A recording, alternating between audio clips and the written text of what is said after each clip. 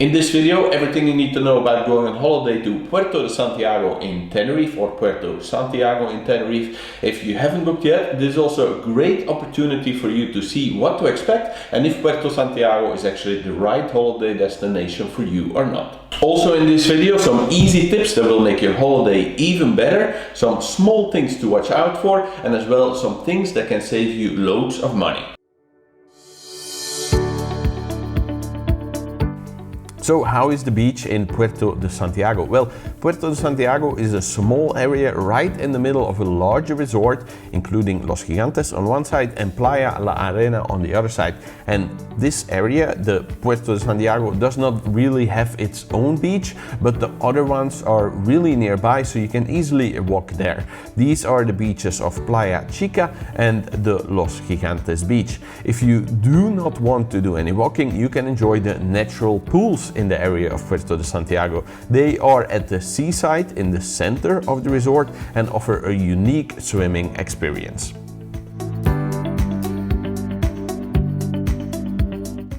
In the Puerto Santiago area you will find some really nice hotels. On your screen are some of the best value hotels out there.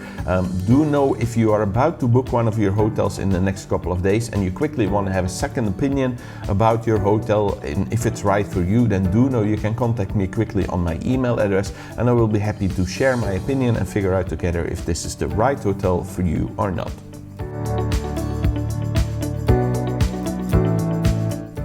When it comes to nightlife in Puerto Santiago, some of the bars here stay open till pretty late, but most offer a very friendly family atmosphere. There aren't really any late night clubs here in this area, it's more about having a relaxed family-oriented resort.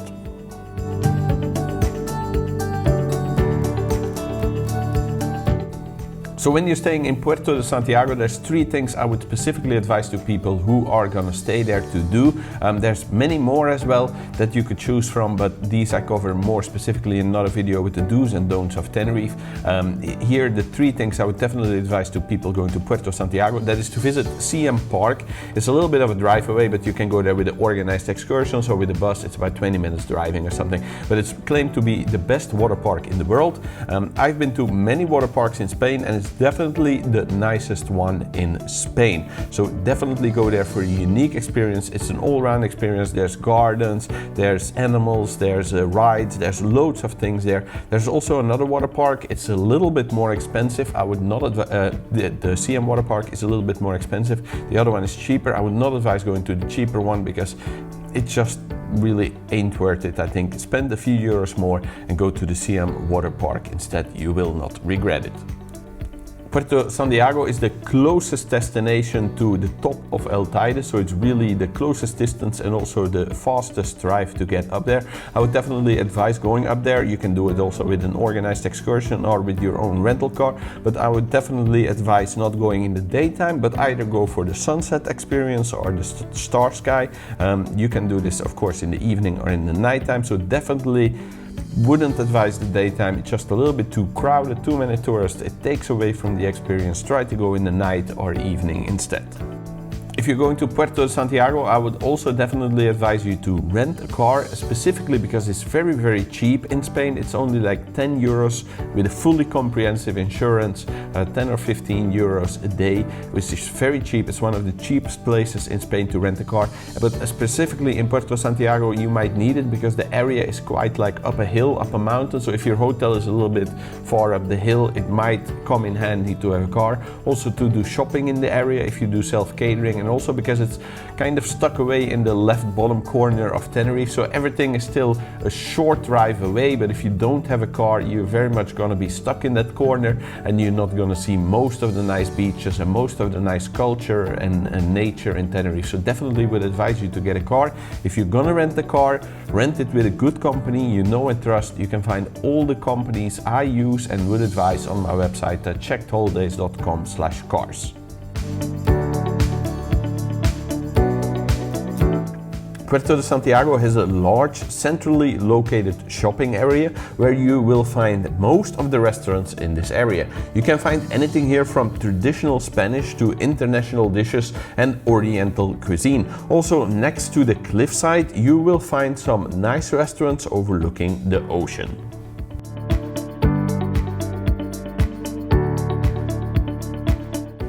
So in traveling to the Puerto Santiago area and Tenerife in general, there's three quick things I want to warn you about. When you find random flyers lying on the street, most of the time someone has actually put them there, and basically what they are offering some kind of an excursion which is quite cheap, but as soon as you go on it you will find out it's a small excursion and then a very long kind of sales presentation you have to sit through. So in general, don't go on any of these excursions. Also, if anyone offers you like a free lottery ticket, most of the time as soon as you scratch them you have won something, but you will have to go somewhere and then you are kind of like run into this whole timeshare presentation.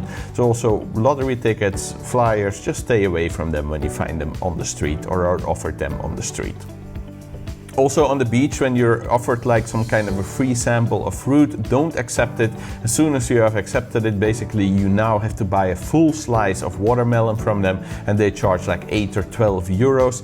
This is all kind of like dodgy business, so just stay away from it. You don't have to be dealing with any of this. If anyone offers you free food on the beach, just say no. So a lot of people have this idea when you're going to Tenerife that there is cheap electronics. In a way this is true, and I know where this idea comes from is because there's a lower sales tax compared to many other places, but do keep in mind that this doesn't really make so much of a difference. The main reason you can find cheap electronics is because there's a lot of dodgy shops who will sell you like fake brands, fake products. They will basically also sometimes offer to wrap it for free but then don't put the actual product inside. All of these kind of things I would stay away from. If you don't have to buy any electronics urgently when you're in Tenerife, just don't buy them in your own country, where if you're from the European Union you have a proper 2-year guarantee which you may or may not get if you buy in Tenerife. So be aware of this, don't buy any electronics if you don't have to in Tenerife. So Tenerife is a great place. Don't be held back by this information I've given you, because you find this pretty much all over where there's popular holiday destinations. You will find similar things popping up. Do know that in all my videos I talk about the good and the bad things about holiday destinations. So if you want that information with the end goal of you having a better holiday and being better prepared and making better choices for the right holiday destinations for you, then do know that you can subscribe to the channel and you can find all my videos even more easy. That's over 500 of them covering Spain and other holiday destinations, and I think about 50, 60, maybe 70 about Tenerife.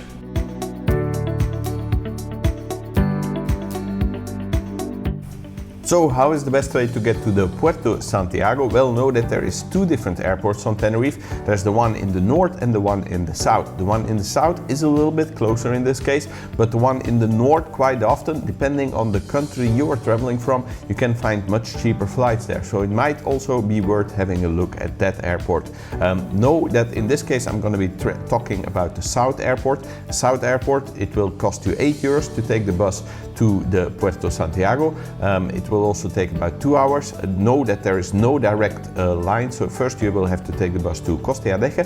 From there you will have to take another bus to get you further to the Puerto Santiago. For this, I would not advise taking the bus, but take a shuttle instead. It costs 2 euros more.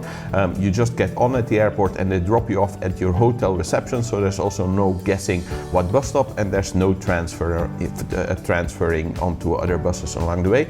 A taxi is also a good option. It's 60 euros in the daytime and 75 euros in the weekend or in the evenings, and it will get you there normally in about 40 minutes. A bus ticket you can just buy on the bus, but a shuttle you have to book before online, and a taxi I would advise booking before online because you will have a locked-in price and also a lot of other advantages. So you can find all the companies that I used when traveling on my website at checkedholidays.com/links.